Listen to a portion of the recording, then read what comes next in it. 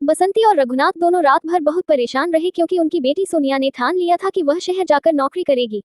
लेकिन बसंती और रघुनाथ सोनिया को अकेले नहीं जाने देना चाहते थे। इसी बात पर ही शाम के समय उन तीनों में काफी अच्छी खासी बहस हो गई थी। बेटी सोनिया जो शहर जाता है कभी गांव वापस नहीं आता। बाबा तो क्या आप चाहते हैं कि मैं सारी जिंदगी इस गरीबी में निकाल दूं? देखो इस घर की हालत देखो। जब मैं शहर जाकर पढ़ाई कर सकती हूँ तो नौकरी क्यों नहीं कर सकती बाबा? सोनिया बेटा हमने तुम्हें शहर इसलिए पढ़ाया ताकि तुम आज के जमाने के साथ मिलकर चल सको। लेकिन बेटा नौकरी में तो सोच रही थी कि तेरे अच्छे घर में शादी कर देते हैं। नहीं मुझे कोई शादी वादी नहीं करनी है। मैं कल सुबह की बस पकड़ कर शहर चली जाऊंगी और मुझे समझाने का कोई फायदा नहीं है। यह मेरा आखिरी फैसला है। सुबह सवेरे ही सोनिया तैयार होकर खड़ी थी। एक बार और सोच ले बेटा सोनिया, शहर में नौकरी इतनी आसानी से नहीं मिलती है। आप उसकी चिंता बिल्कुल भी मत करो। मेरी कॉलेज की सहेली है ना, उसने कहीं पर नौकरी की बात की हुई है। दोनों पति पत्नी कुछ नहीं कर पाए। सोनिया उन दोनों को वहां छोड़कर शहर चली गई। रघुनाथ और बसंती दोनों बेहद गरीब थे। रघुनाथ गांव के जमींदार के खेतों में काम किया करता था। जैसे तैसे करके उसने अपनी बेटी को पढ़ाया लिखाया था। रघुनाथ की इच्छा थी कि वह अपनी बेटी की शादी किसी पढ़े लिखे नौकरी पेशा लड़के से करेगा। लेकिन इसके विपरीत सोनिया के सपने बहुत बड़े बड़े थे। वह शहर जाकर नौकरी करना चाहती थी। वह गरीबों जैसी जिंदगी नहीं जीना चाहती थी। बसंती और रघुनाथ माँ दुर्गा को बहुत मानते थे। वो सुबह सवेरे स्नान आदि करके माँ दुर्गा की पूजा अर्चना किया करते थे।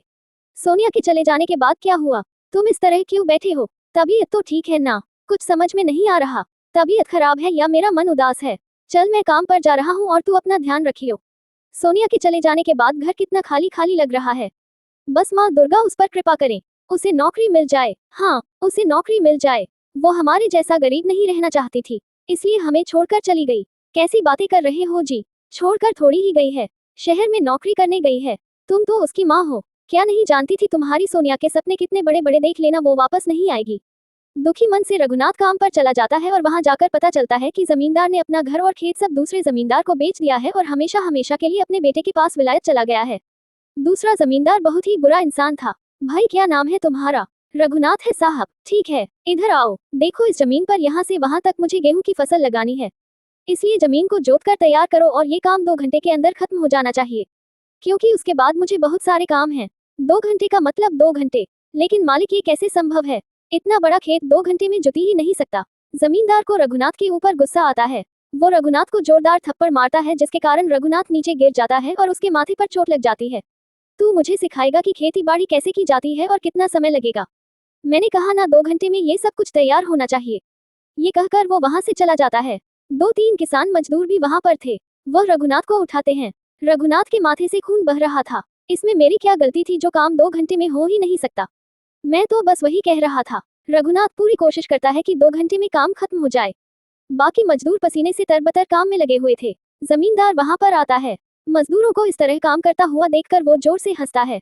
हंसी बगैर लात घूंसा खाए तुम लोग काम ही नहीं कर सकते। देखा एक को थप्पड़ मारा तो बाकी सब कैसे डर के मारे काम करने लगे। और ये तो शुरुआत थी।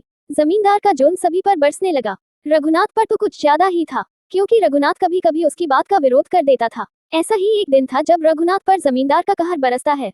क्या कहा तुमने कि तुम थक गए हो? थक गए हो तो यहाँ क्या कर रहे हो? जाओ घर जाओ। मालिक मैंने कहा कि थोड़ी देर आराम करके मैं ये काम खत्म कर दूंगा, मुझे काम से मत निकालो। रघुनाथ की बात सुनकर जमींदार डंडे से उसकी पिटाई कर देता है और रघुनाथ नौकरी ना चली जाए इस डर के मारे सारे काम करने लगता है। शाम को जब घर पहुंचता है, हे माँ दुर्गा देख रही हो इंसान होकर उसे कितना घमंड आ गया है, कितनी बुरी तरह मारा है इनको। हाँ बहुत दर्द हो रहा है। सोनिया की माँ मत बुलाओ मुझे सोनिया की माँ। कितने दिन हो गए उस लड़की को शहर गए हुए। मजाल है जो उसने हमें एक चिट्ठी या फोन करके बताया हो कि वो ठीक ठाक भी है या नहीं। जब छोटी थी तो कहती थी बाबा आपका सहारा बनूंगी, आप पर कोई भी अत्याचार नहीं होने दूंगी। अब कहाँ है उनकी बातें? कहाँ है वो? क्यों मन छोटा करती है? माँ दुर्गा सब ठीक करेगी। अहंकार तो रावण का भी कभी नहीं रहा। फिर जमींदार कौन से खेत की मूली। रात भर रघुनाथ का शरीर दुखता रहा। अगले दिन दोपहर तक वो बिस्तर से नहीं उठ पाया और उधर जमींदार ने एक नौकर को रघुनाथ के घर भेज दिया। रघुनाथ जल्दी चलो, मालिक तुम्हें बुला रहे हैं और वो बहुत गुस्से में है। देख भाई तेरी नौकरी चली जाएगी। मेरा फल था कि तुझे आकर बताऊं। अरे भैया क्या तुम्हें दिखाई नहीं दे रहा? इनको कितनी चोट लगी है। चोट की वजह से इन्हें बुखार भी आ गया है। जाओ जाकर अपने मालिक से कह दो कि रघुनाथ आज काम पर नहीं आएंगे। सोच ले रघुनाथ अगर तू काम पर नहीं आया है तो तेरा काम छूट जाएगा, और फिर इस उम्र में तुझे काम कौन देगा? आज तुझे ये भी पता है ना कि जमींदार की पहुंच कहाँ तक है। वो तुझे काम पर नहीं लगने देगा कहीं भी। हाँ बसंती ये बिल्कुल सही कह रहा है, काम पर तो जाना ही पड़ेगा वरना हम दाने दाने को मोहताज हो जाएंगे। रघुनाथ नौकर के साथ चला जाता है। बसंती माँ दुर्गा की तस्वीर के सामने खड़े होकर उनसे प्रार्थना करती है कि उनके ऊपर और अत्याचार ना होने दे। फिर वह काम करने लगती है। थोड़ी देर में दरवाजे पर दस्तक होती है तो बसंती दरवाजा खोलती है तो सामने सोनिया खड़ी थी। सोनिया, तुम आ गई। तुम्हें याद अपने बूढ़े माँ बाप की? कैसी बातें कर रही हो माँ? मैं तुम दोनों को कैसे भूल सकती हूँ? तुम दोनों ने ही तो मुझे इतना पढ़ाया लिखा है कि आज मेरी अच्छी जगह नौकरी लग गई है। क्या तू सच कह रही है सोनिया? अगर ऐसा है तो ये तो बहुत खुशी की बात है। माँ बाबा कहाँ है? सोनिया की बात सुनकर बसंती फूट फूट कर रोने लगती है और उसे सारी बात बता देती है, जिसे सुनकर सोनिया को बहुत गुस्सा आता है और वह सीधा पुलिस स्टेशन पहुंच जाती है। वहां पर वह जमींदार के खिलाफ रिपोर्ट कर देती है। पुलिस जमींदार से बात करने के लिए जाती है तो सब देखते हैं कि जमींदार सभी किसान मजदूरों की बड़ी बेरहमी से पिटाई कर रहा है। ये देखकर पुलिस वाले उसे गिरफ्तार कर पुलिस स्टेशन ले जाते हैं। रघुनाथ सोनिया को देखकर हैरान हो जाता है। चलो बाबा घर चलो, देखो तो इस जमींदार ने तुम्हें कितना मारा है। अब पुलिस उसे मारेगी और आप लोगों को इंसाफ मिलेगा। वो सब तो ठीक है, लेकिन तू अचानक शहर से गांव कैसे आ गई? क्योंकि मुझे शहर में बहुत अच्छी नौकरी मिल गई है और एक घर भी मिला है। मैं आप दोनों को लेने आई हूँ। मैं तो बस यह आप लोगों को बताने आई थी कि अपनी तैयारी कर लो। अगले हफ्ते आप लोगों को मैं हमेशा हमेशा के लिए अपने साथ ले जाऊंगी। क्या तुम सच कह रही हो? हाँ बाबा, बिल्कुल सच कह रही हूँ। मुझे पता है आप लोग सोच रहे होंगे कि शहर चली गई है तो तुम दोनों को भूल गई हूँ, है ना? मैं तुम दोनों के लिए ही शहर में नौकरी करना चाहती थी, क्योंकि मैं नहीं चाहती थी कि आप लोग यहाँ परेशान रहें। ये सुनकर रघुनाथ खुश होता है। सोनिया 2 दिन उनके पास रुकती है। बसंती उसके लिए उसकी पसंद के खाने बनाती है और फिर कहती है अगले हफ्ते सारे सामान के साथ तैयार रहना। वो उन दोनों को शहर ले जाएगी। 2 दिन बाद सोनिया चली जाती है, लेकिन जैसे वह जाती है उसी दिन शाम को घर का दरवाजा बजता है। अरे सोनिया, क्या हुआ बेटा? क्या तुम्हारी बस छूट गई है? अरे माँ, मुझे अंदर तो आने दो। क्या सारे सवाल जवाब दरवाजे पर ही करोगी? और बस क्यों छूटेगी? मैं तो अभी अभी शहर से आ रही हूँ। ये तू क्या कह रही है? 2-3 दिन से तो तू हमारे साथ ही थी। आज सुबह ही तो तू गई थी। क्या तू भूल गई है?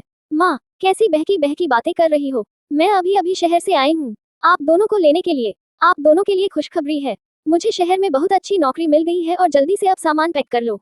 मैं तुम दोनों को लेने आई हूँ। हम सब साथ रहेंगे। सोनिया की बात सुनकर बसंती और रघुनाथ हैरान थे। एक दूसरे की तरफ वो देख रहे थे। उन्हें समझ नहीं आ रहा था कि 2-3 दिन जो लड़की उनके पास थी वो कौन थी भला। तभी वह दोनों माँ दुर्गा की तस्वीर की तरफ देखते हैं और उन्हें समझ में आ जाता है कि माँ दुर्गा ही बेटी बनकर आए और उन्हें जमींदार के जुल्मों से बचा लिया। माँ बाबा, क्या हो गया है आप दोनों को? कहाँ खो गए हो? आपकी बेटी इतने दिनों बाद शहर से आए हैं। मेरे गले नहीं लगेंगे। और हाँ माँ, सारा सामान पैक कर लो जो जरूरत का है। मैं तुम दोनों को शहर लेकर जाऊंगी। मैं तुम्हारी बेटी नहीं बेटा हूँ, जानती हूँ। अगर मैं उस दिन जिद करके ना जाती तो तुम लोग मुझे कुछ नहीं करने देते। पर मैं आप दोनों की कसम खाकर कहती हूँ, मुझे आप दोनों की बहुत परवाह है। अब मेरी नौकरी लग गई है। अब बस मेरे साथ चलो। रघुनाथ और बसंती दोनों ही सोनिया की बात सुनकर उसे गले लगा लेते हैं। उनके बीच सारे गिले शिकवे दूर हो जाते हैं।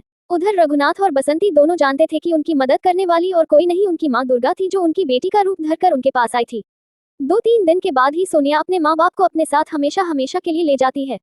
अब उन लोगों के सारे कष्ट दूर हो चुके थे माँ दुर्गा की कृपा से। अब वह अपनी बेटी के साथ खुशी खुशी रहते थे। दिनेश एक गरीब किसान था। वह किसानी करके ही अपना पालन पोषण करता था। उसके परिवार में उसकी माँ कुंती और पत्नी कुसुम रहा करती थी। एक बार की बात है, बारिश न होने के कारण हर जगह सूखा पड़ा था, जिस वजह से दिनेश खेती नहीं कर पा रहा था। बेचारा हताश परेशान होकर अपने घर की चौखट पर बैठा था। तभी उसकी पत्नी और माँ उसे समझाते हैं, बेटा दिनेश, अगर ऐसे ही तू उदास रहेगा तो कैसे काम चलेगा? तुझे इस तरह से परेशान देखकर हमें बिल्कुल भी अच्छा नहीं लगता।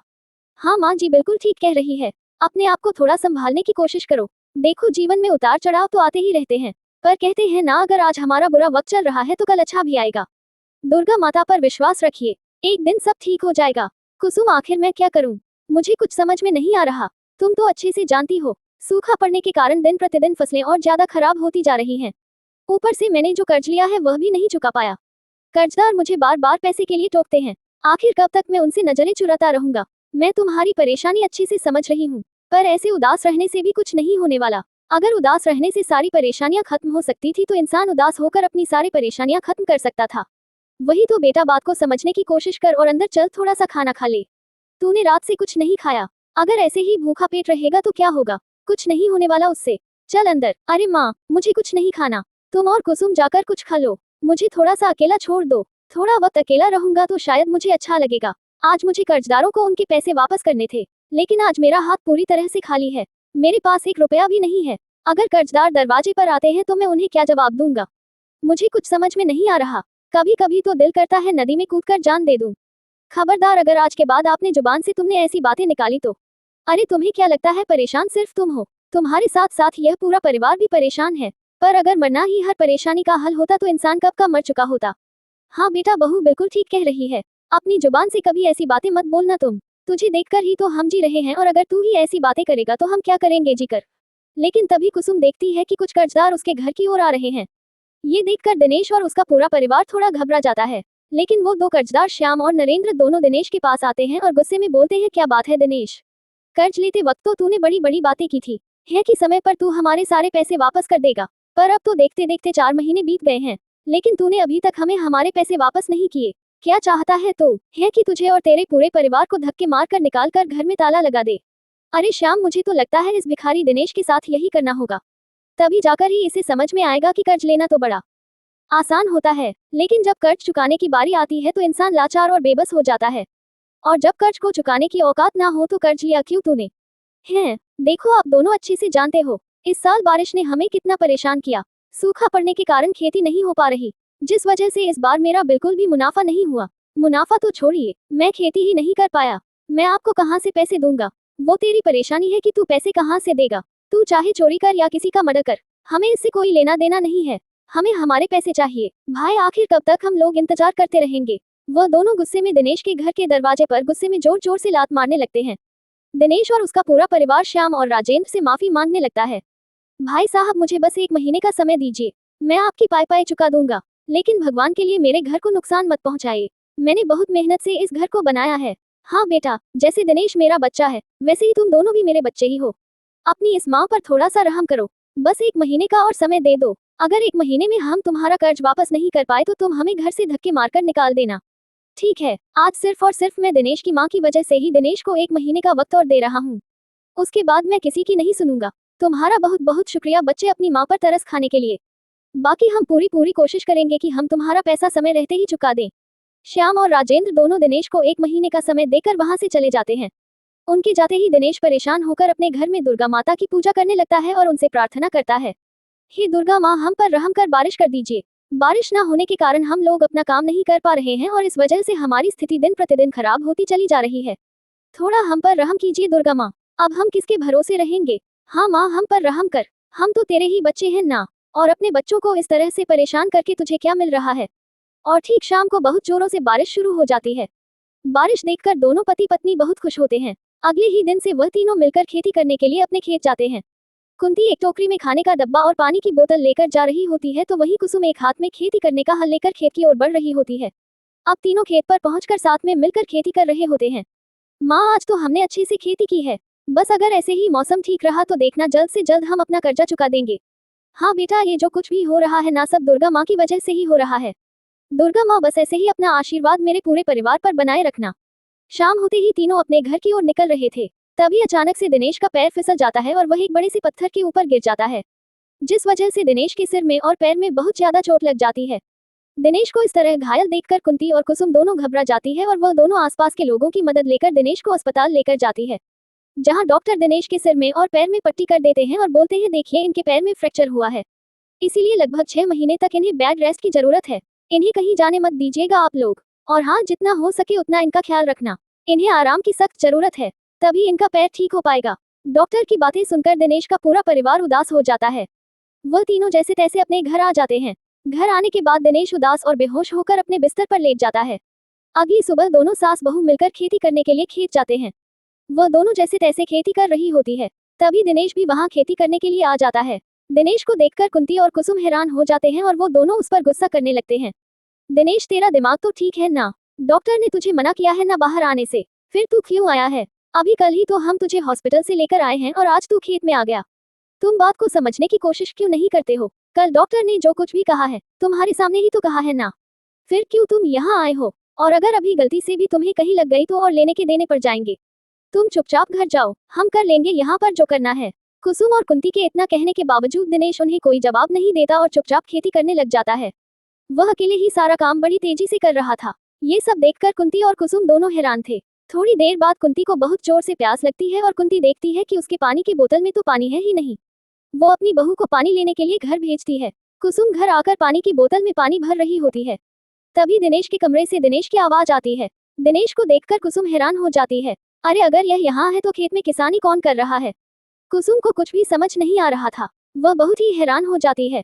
तभी कुसुम अपने पति से कहती है, एक बात बताओ, तुम यहाँ हो तो खेत में किसानी कौन कर रहा है? अरे कैसी बातें करते हो तुम लोग? तुम भूल गई क्या? सुबह तुम और माँ दोनों साथ में ही किसानी करने के लिए गए थे। अरे पर तुम अभी खेत में आए थे ना किसानी करने के लिए। तुम्हें माँ और मैंने बहुत डांटा था, लेकिन तभी तुम जबरदस्ती काम में लग गए। फिर तुम अचानक से यहाँ कैसे आ गए? अरे तुम्हारा दिमाग तो ठीक है ना कुसुम? तुम्हें पता भी है मैं अपना पैर हिला भी नहीं पा रहा हूँ और तुम बात कर रही हो कि मैं चलकर खेत पर गया था। दिनेश की बातें सुनकर कुसुम समझ जाती है कि दुर्गा माता स्वयं उनकी मदद करने के लिए खेत पर किसानी करने के लिए आई थी। कुसुम दुर्गा माता को देखने के लिए भागते हुए खेत पर आती है, पर वह देखती है कि वहाँ पर दिनेश है ही नहीं। तभी वह अपनी सास से बोलती है, माँ जी वो कहाँ चले गए? अरे अभी तो यही था, अचानक से कहाँ चला गया? यह इस लड़के ने तो मुझे दुखी कर दिया है। कुसुम अपनी सास को सारी बातें बताती है, जिसके बाद दोनों सास बहू की आंखों में आंसू आ जाते हैं और वह दोनों घर जाकर दुर्गा माता को शुक्रिया अदा करते हैं। और देखते ही देखते 1 महीना गुजर जाता है। 1 महीने बाद दिनेश के खेत में सोने और चांदी की फसल लहरा उठती है।